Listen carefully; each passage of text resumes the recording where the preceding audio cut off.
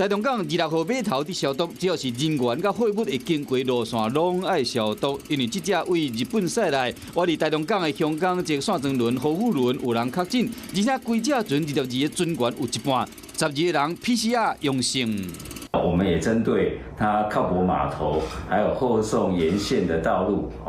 这些公共的场域，在当天下午4点完成了所有的清消工作。港务分公司表示，讲护富轮到台中港是要下会，船顶在是台电公司定的召会照。船顶的船员拢是中国籍，因还未入港的时，就发现有船员有流鼻水、拍骹唱、闹无爽快的镜头，怀疑讲有去画到，随通知台中港一晚就自费采检。他没有下船，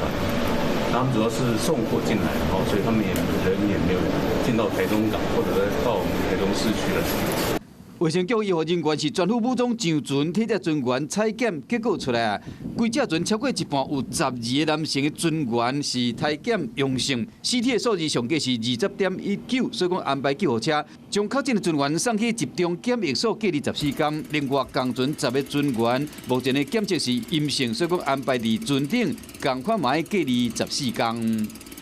我是喜顾亚外，你订阅华视新闻 YouTube 频道了吗？记得按赞、订阅、开启小铃铛，也不要忘记收看华视新闻杂志哦。